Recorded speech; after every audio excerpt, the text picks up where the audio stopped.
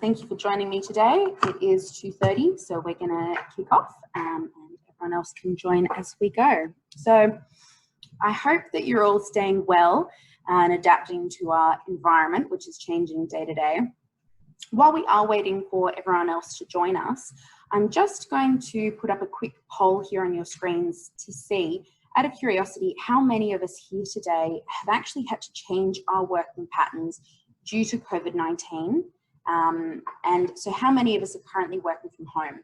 So if you could just choose from the options on your screen, you'll see there's 3 popping up there. That would be much appreciated. And so on this note, while everyone's just completing our little poll, in case you aren't already aware, I thought I'd also mention that all of our team here at Integro, we're now working remotely and from our own homes and have been from a few weeks now.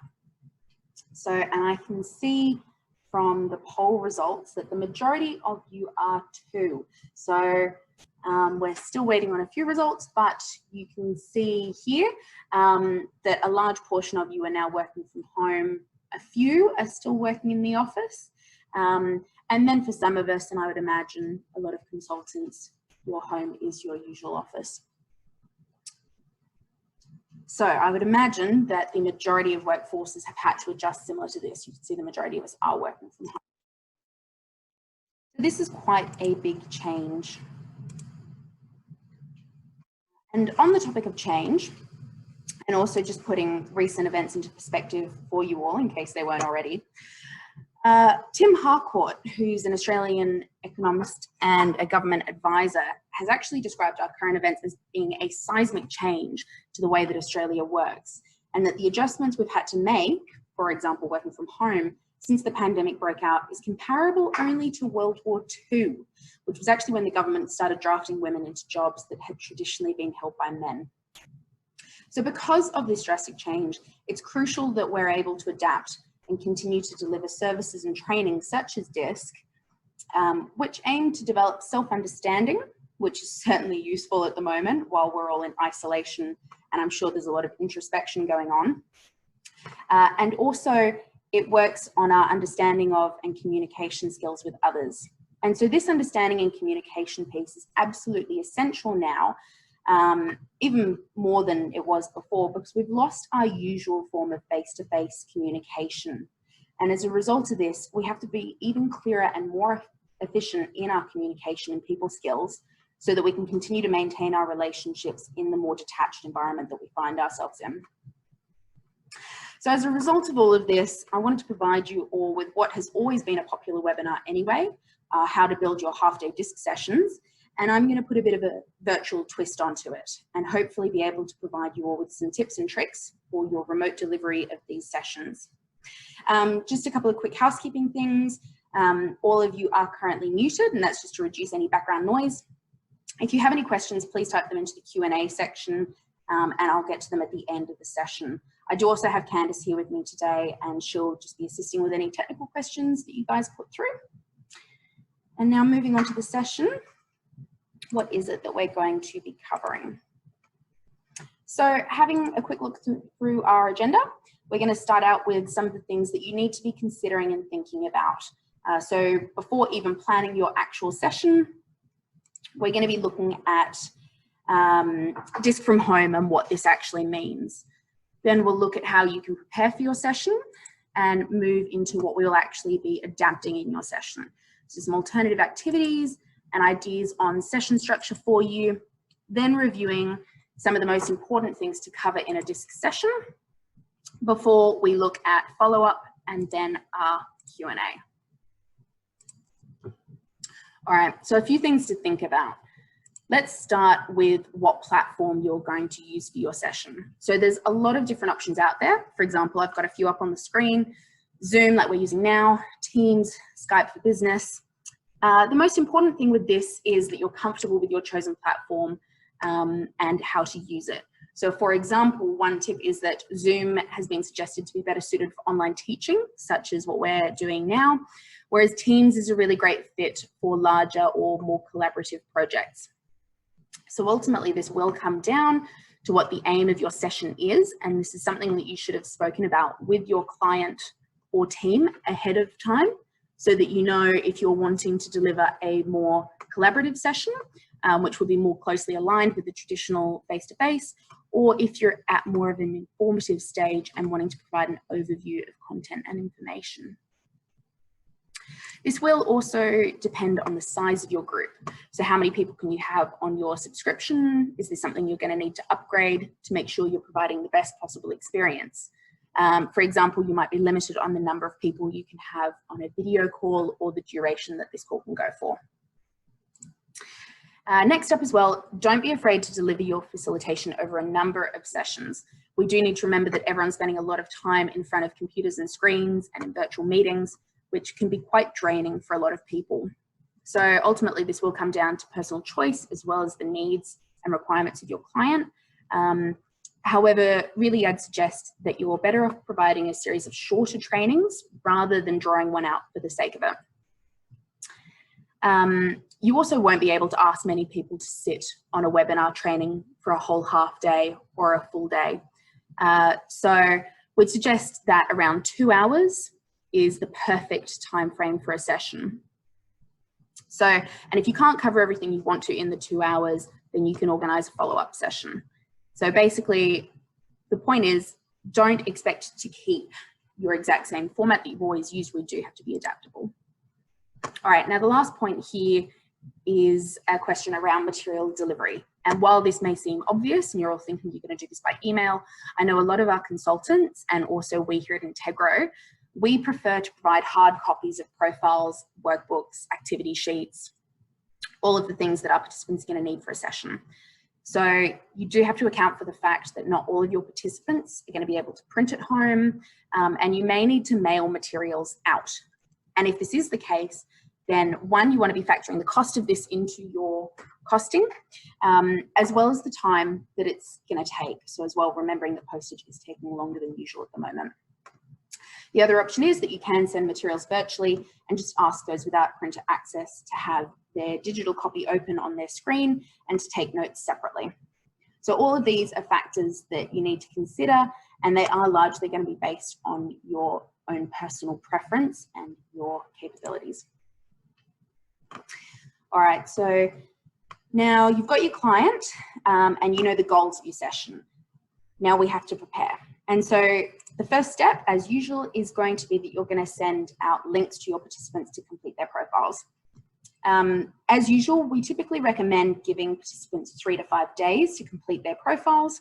And so you should be looking to send out these links about 10 to 12 days ahead of your session so that you have time to chase up any latecomers. By this stage, you hopefully also know how you're sending your materials out and whether this is going to be by mail or email. So if you are physically mailing things, I'd definitely get onto this quickly. So your profiles, supplement facilitator reports, handouts, really anything you want your participants to have in front of them, you should be sending this out them. And if you're going with the mailing option, do account for that longer wait time.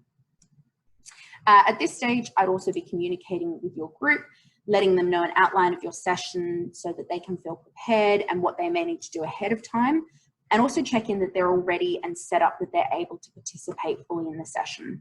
So everything from their level of experience with the platform you've chosen to use to making sure they're comfortable using the functionalities that you want to incorporate in your session. So whether this is screen sharing, muting and unmuting themselves, raising their hands, whiteboards, anything like that.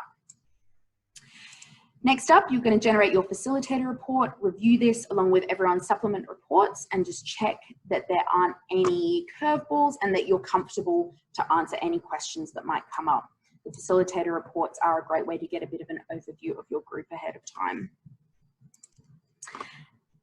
Now, if you are going digital, you'll be sending out all of your profiles the day before, along with a friendly reminder of your session and all of the timings, so that everyone's ready to go on time and you're not waiting around.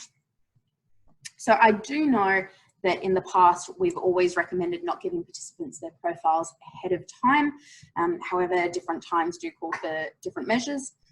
And in this instance, due to restricted session time, you're definitely going to want to allow your participants a chance to read through and personalize their profiles ahead of time so that you're not waiting on them to do this during your session, because this will take up a lot of time.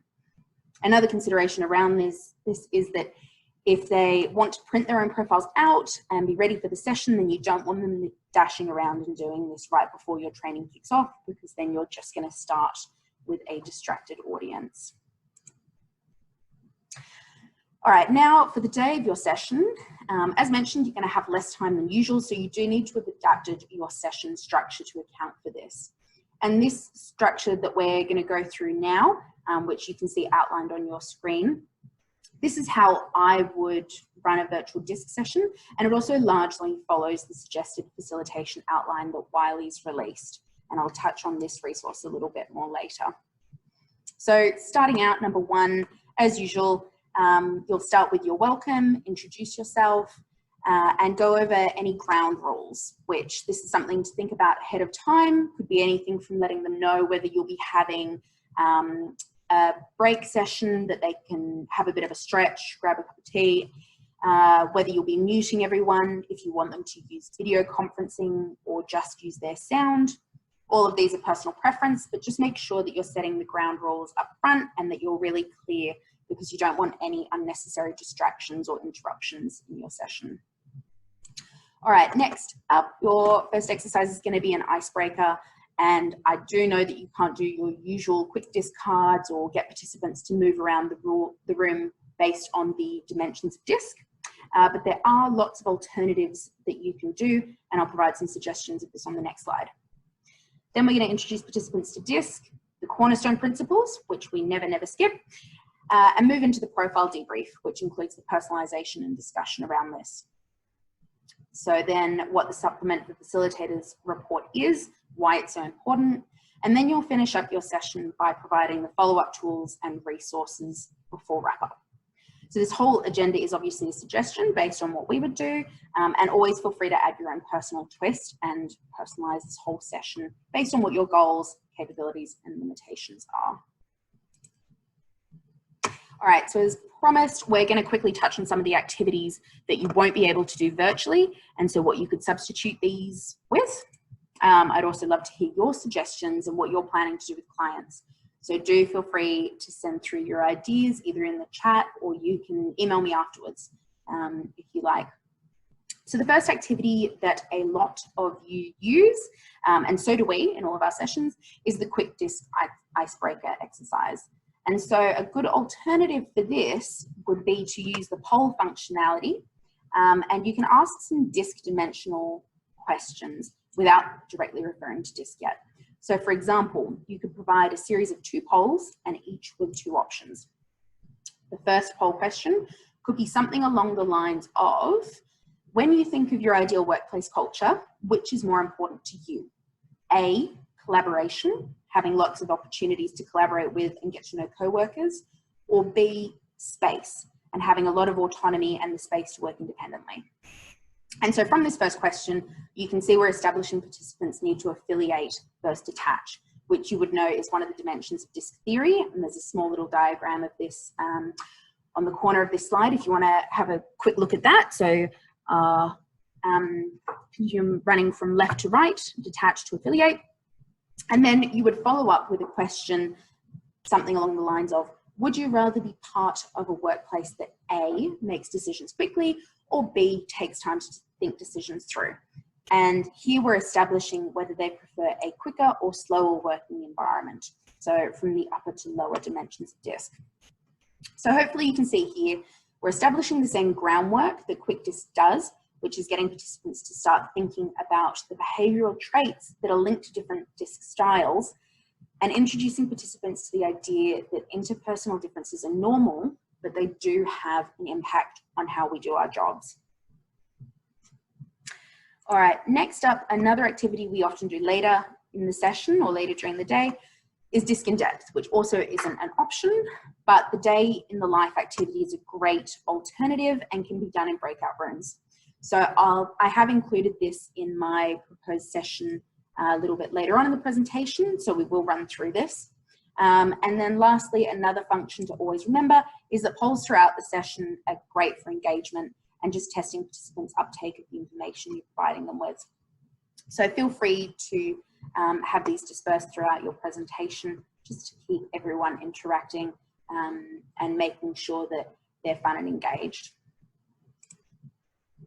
All right, after your icebreaker exercise, you can follow this by showing the introduction to DiSC video. There's a little snippet of this on your screens, but I'm not going to play this now. I do know a lot of us are struggling with internet connectivity problems, and also just for the sake of time. I'm sure most of you are familiar with it, and it's taken directly from our workplace facilitator kit, and what it does is it introduces participants to DiSC and what it is.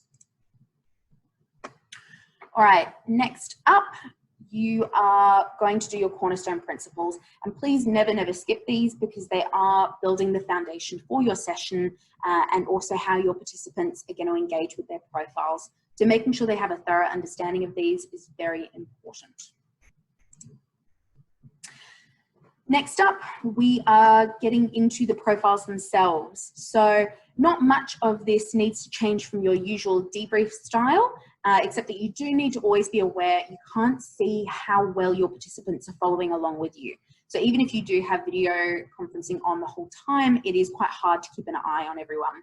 So I just suggest that you need to be very clear what it is you're looking at all times. So referencing page numbers and headings is always great, as well as checking in with your audience that they're still with you and they're understanding, and if they have any questions. There often is, and there is in here, that little functionality where people can raise their hand if they have a question, which is sort of mimicking our typical classroom setting. So that could always be something that you outline to participants at the beginning. And as always, I would always use my own profile during the screen sharing as a guide, so that participants have something to follow along to that's also personalized to you. All right, so to run through this quickly for you, like I said, not much has changed, but here we're on page 4 of the profile, and this is where all of your personalization comes in. So personalization is just as important as ever, and possibly even more so at the moment. So this is also why we sent participants' profiles out a day ahead, and they hopefully should have already done this, and you can get straight into asking for some volunteers to share their thoughts and highlights. So was there anything that really jumped out at them? What did they underline, or did they have many crosses through the profile? The other option is, if you have a particularly large group, you could also split them into breakout rooms and they can discuss. And based on the styles in your group that you'll be aware of from your facilitator report, you could have an overwhelming number of volunteers. So if you've got a lot of I's in the group, for example, you're definitely going to have to focus on keeping them on track. Or on the other hand, if you have a lot of C's in your session, you might need to be open about getting people to participate and even calling on specific people to share if you are not getting a great response. All right, next up is the priorities. You're going to explain the concept of priorities and shading, complete the same personalization as you have just done on page 4, and also get participants to share again, either as one large group or in smaller groups. Now, motivators and stressors are also important, and definitely one thing that I like to stress here is make sure you're explaining the real intent and the true meaning behind what a motivator and a stressor is. So it's very common that people think of stressors in particular as being things that they just can't cope with. So typically your participants will put a lot of crosses next to things that are listed as stressors. But once you explain the fact that stressors are really describing things that take more conscious energy for them to perform, or they're tasks which are draining their energy rather than invigorating them. Usually once you go through this explanation, your participants have that sort of like aha moment, and they'll tend to agree with more of these statements. So next up, based on this, and depending on your time constraints, you can move into the day in the life activity. And I have already mentioned this, but please do bear in mind that if you've only got a couple of hours, or you're worried about time and trying to cover a lot in one short session, you probably won't have time to fit this activity in.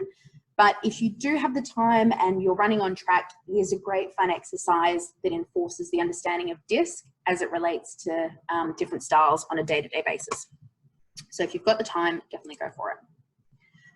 So the day in the life activity you're going to do in breakout rooms, and basically you'll split your participants into 4 groups based on their DiSC styles.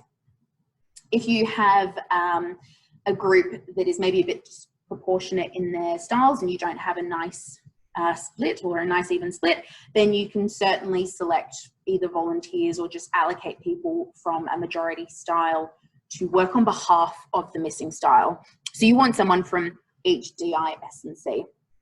Then you'll get them to answer the following questions that are up on your screen and prepare to present them to the group. So what are your greatest contributions to your workplace? What are your greatest fears? How are you misunderstood? And how can other styles relate better to you? You'll also see a little snippet of this on the right, and that activity handout also comes directly from the kit. Another thing to note is that you can always add in your own personal fun little question to this. So for example, one of our facilitators, she loves to add the question that if your style had a theme song, what would it be? And so while you have participants in the breakout rooms, you can get them to use other tools such as the whiteboard function or screen sharing here so that they can demonstrate and present to each other, which is really allowing you to use all of the tools at your disposal. And this is going to make the session a little bit more engaging and lifelike. Next up, so basically what we've covered in the first part of the profile is that understanding of self component.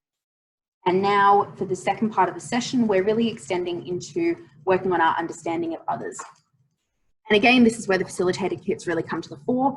So for those of you that have them, definitely use the Galaxy project videos here, which also help to demonstrate some people reading and start to get participants thinking about the other styles and how they differ from themselves. For those of you that don't have facilitator kits, this is where you can use page 7 as well as the end of the profile, so pages 17 to 20.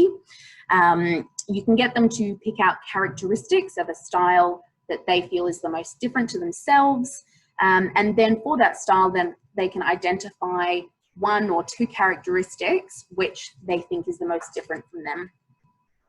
So you'd pick this from the priorities, motivators, fears, and noticeable sections that you can see there on that page 7.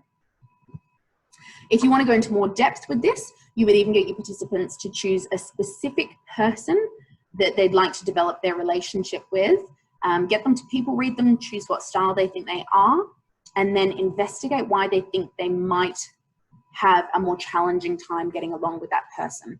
So this is where pages 17 to 20 are really good and go into a little bit more depth. So we're starting to get them to understand others and really start to understand how those differences can affect their relationships. All right, now this is one of my personal favorites from the profile, page 16.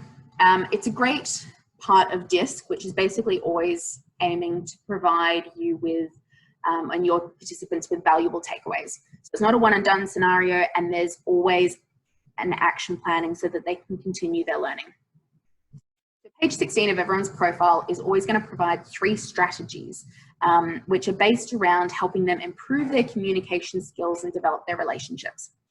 So for something valuable to leave your participants with, you get them to go through this page and they can pick out 1 strategy that they each want to start working on, and then they're going to develop an action plan. Even in your session, if it's just fairly basic and they can flesh it out later, they can use the suggestions provided in the bullet points below their suggested strategy.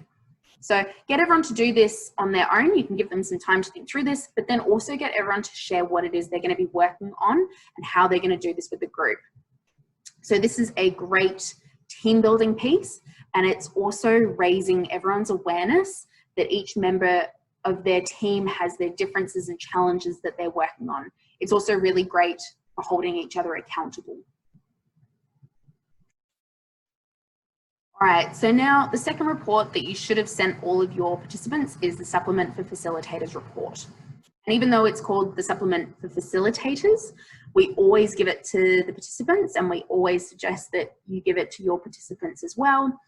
And even if you don't have the time to go through this in detail during your session, so you don't have the time to analyze everyone's report, which you won't, you should definitely at least touch on it and give your participants an idea of how they can read and use it. Because effectively, this is explaining the raw data behind a participant's profile and helping them to understand why they came out with the style that they did and the priorities that they did, why their narrative's written the way that it is. So the more understanding you can give people of their profile, the better they're going to engage and connect with that profile. So in this first section that's on your screens, which is the section 1, we look at participants' umbrella graphs, and this is what determined a person's dot location. So why they came out where they did, why they are the style they are. Next up, we have unexpected items, and this is where you should be getting the team to check these off with anything they might have disagreed with earlier in their profile. So on that page 4 narrative and their motivators and stresses. If there's something that they disagreed with there, usually it can be explained by these unexpected items. Really what these items are doing is showing how that participant is different to others who might share the exact same style. Finally, section 3 is the priority subscales. And these show why someone may have come out with additional priorities versus someone else who might have just come out with their standards. So it shows how strongly someone related to the priorities specific to their profile and how important those priorities are to them. And so here on the screen, you can see I've got my priority subscales up and you can see that accuracy and challenge are by far the highest priorities for me, and that's very much in line with a C-style person.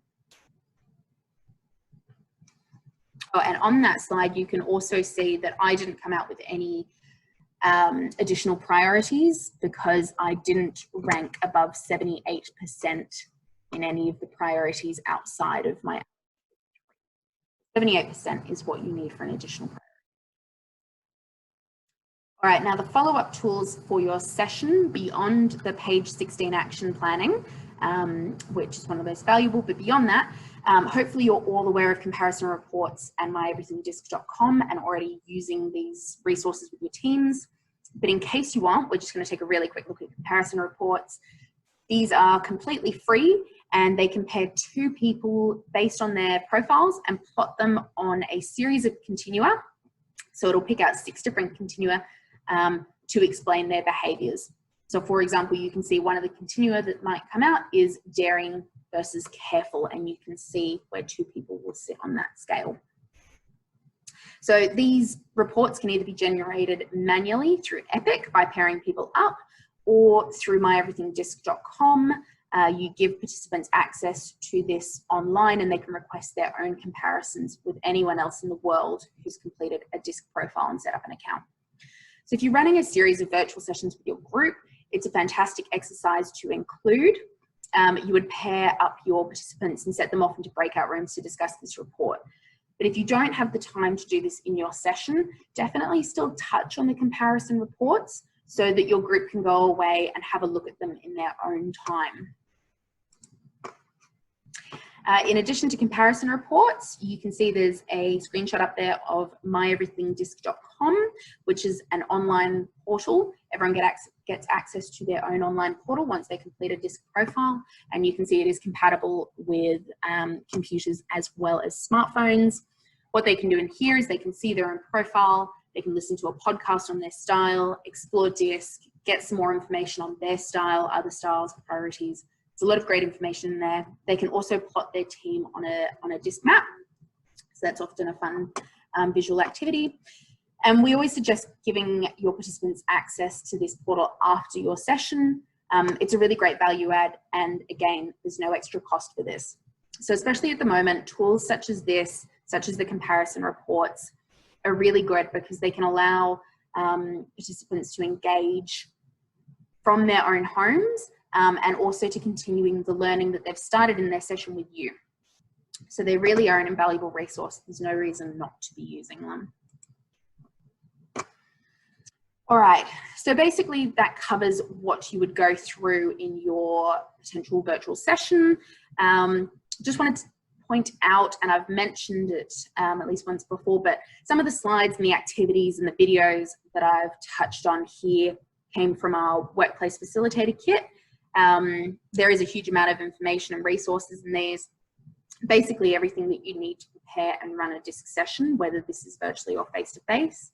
In addition to this, at the moment, Wiley's providing a free video streaming service to anyone who owns a workplace facilitator kit.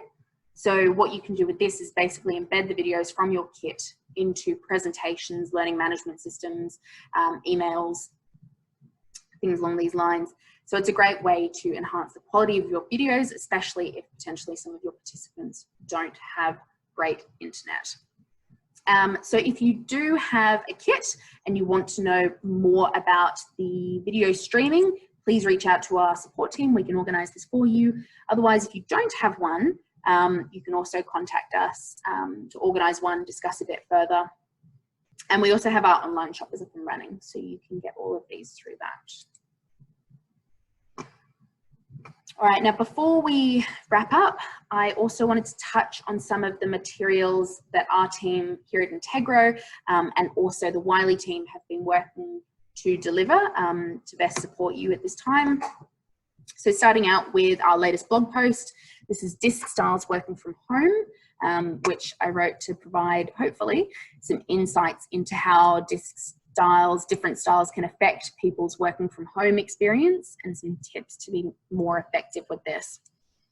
Sue and Jenny have also written a checklist on running a Zoom webinar and meeting. So it's got some really handy hints for setting yourself up for virtual meeting success. As I mentioned, Wiley are providing free video streaming to anyone with a facilitator kit. And they have also provided a facilitation guide. So I mentioned that this is partly what my outline of a virtual session was based on, but what it is essentially a step-by-step overview of how to run and structure a 2-hour virtual session, as well as giving you some potential activities. I will also quickly mention that they've created similar guides for our latest Agile EQ profile, and also for 5 behaviors personal development. So feel free to reach out if you're interested in these other profiles and their facilitator guides. The facilitator guides are based on the assumption that you have access to a facilitator kit and the materials in it, but it does also just provide a nice overview and some handy hints. So I'd suggest it's a worthwhile read for pretty much anyone planning a session. And if you don't have a kit, you'll just have to be a little bit more adaptable in creating your own materials. So feel free to reach out if you would like one of them sent through to you. We also have developed a number of webinars and training sessions that we're running, including for our latest profile, which is the Agile EQ. The next session on this is running on the 8th of May with Alicia. And Keith is also providing a number of small group trainings on Trust with DiSC, which is linking DiSC to his latest product, the Trust Inside Assessments, and how to build trust using DiSC. So dates and bookings for this is all on our website, which, while we're speaking about the website, also has a lot of great blogs, case studies, the latest research reports, and anything else along these lines that you'll probably find quite useful supporting your learning and teaching or any proposals that you're putting together. And finally, please do keep an eye out on our newsletters. We're trying very hard to keep you all up to date with the relevant information, and I do know that it can seem like a bit of overload at the moment. Everyone's trying to stay in touch with everyone. But please do let us know if you're finding these useful or if you have any suggestions. We are all about communication, so we do love it when you communicate with us. So I hope this has been helpful for everyone. I do realize we kept it quite short and sweet, which was the idea. We'll be sending a recording of this webinar out to everyone who was registered, so you will have this for future reference as well. And like I mentioned, please feel free to reach out with any questions. You can either reach out to our support@integro.com.au email that's listed there, or you can reach out directly to myself, and that's samantha@integro.com.au. Now we'll just have a quick look at our Q&A section. All right, so Anna Marshall, how long does this structure take to run? So we'd suggest your sessions would be around 2 hours in length, and that's what the facilitator guide is based on. Definitely have this conversation with your client in terms of the amount of time that their team has to spend on the session, what it is they want to cover and what the aim is. But a good guide would be about 2 hours. Okay, Rob Pillins asked that it doesn't seem to work well when I try to share videos online. Any tips around that? The sound does not come through well and videos can stutter. So Rob, that's exactly where the video streaming from Wiley would come in handy.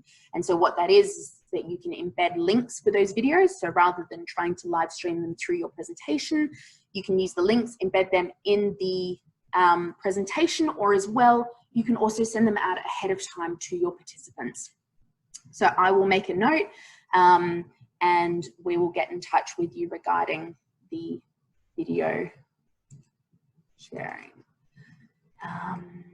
Okay, Pippa, what is the maximum number of participants you could debrief with online? This will depend on your group and whether they're a team that works closely together. Usually, I'd probably recommend that a similar size to what you would do in person. There obviously are certain aspects of being online that makes it easier and some that makes it harder, but probably looking around 16 to 20 would be the maximum number that you would comfortably want to do in a group. Antonio. Okay, as security is our most important aspect for medical information credibility, we do not use Zoom at all, only MS Teams. So I would find another workaround inside our organization. Yes, absolutely, Antonio. Any platform really that works for you, just make sure you're comfortable with it. And again, the video streaming from Wiley would be useful for you guys because you can embed those videos in your LMS system. So that would definitely be something to look into, and please reach out if you'd like to discuss a bit further.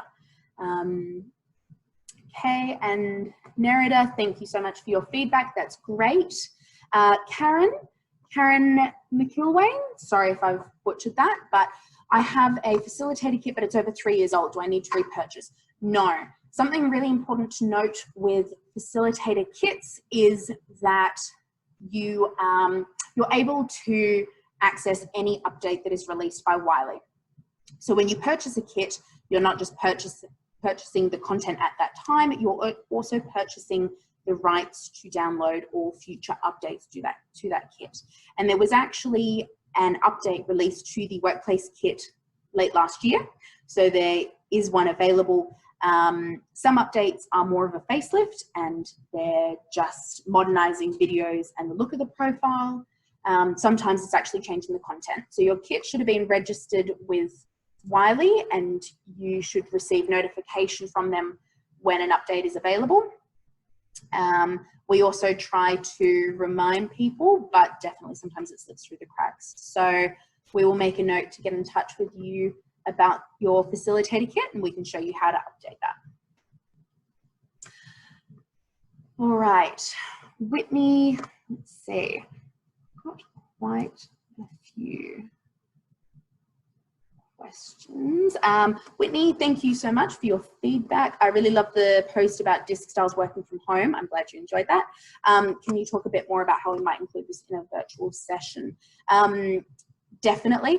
I will probably give you a call and we can discuss this a bit further. If anyone else is interested, also reach out just for the sake of time. But definitely I would also be tying this into your facilitator report that you've done ahead of time. So having a look at the overall breakdown of styles that are in your group, you can go into the session with a little bit of a better idea in terms of how everyone in your group is already finding their working from home situation. So have those tips and tricks. Bear in mind what style the majority of your participants are and you can use it that way. But I will give you a buzz as well and we can discuss that further, especially if you have a particular group in mind.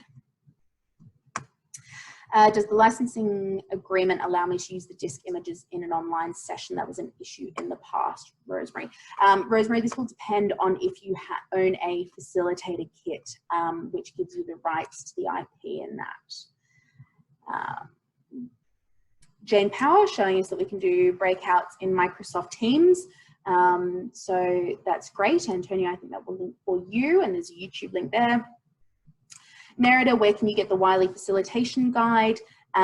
We will send you one out. So please, if anyone wants one, email that support@integro.com.au and we will reply with the facilitator guides. Anna Marshall, you're so welcome.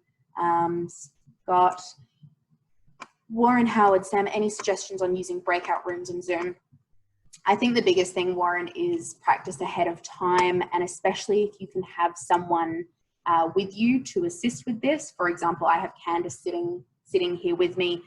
We didn't use any breakout rooms, but if, for example, we did, it would mean that I could still be focusing on debriefing participants while she was allocating them to rooms. That's a big help.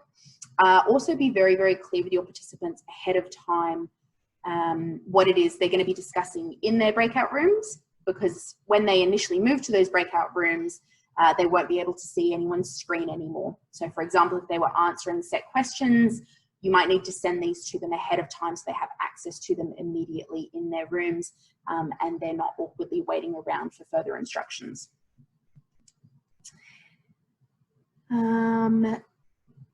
Skype also has polls and whiteboard function available. Did we discuss DiSC theory in this session?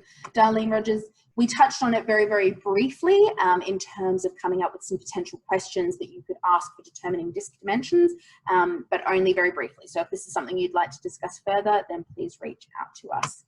Leanne Jensen-Smith, yes, we will send you video streaming information. So basically the video streaming is available to anyone who owns a kit. So if you haven't already received information on this, reach out to us and we will organize. How long does DiSC accreditation last for? Gillian, the accreditation, or what we call certification now, it doesn't necessarily expire, but depending on when you did it, for example, if you did it pre-2012 or even 2009, which was the move to online profiles and adaptive testing, we'd probably suggest a refresher. This is more up to your comfort with the profile, but I will send you through an email and we can have a bit of a discussion. Melanie is, I'm not sure what the latest questions you're referring to are. Karen, thank you for your feedback. Brendan, Gabby as well. So I think we've gotten through all of the questions here. But like I said, if you do have any more questions, please feel free to reach out. I'd love any and all feedback. So my personal email is samantha@integro.com.au. So thank you all so much for joining me. I hope you found that useful. And as mentioned, any please reach out. Thank you so much.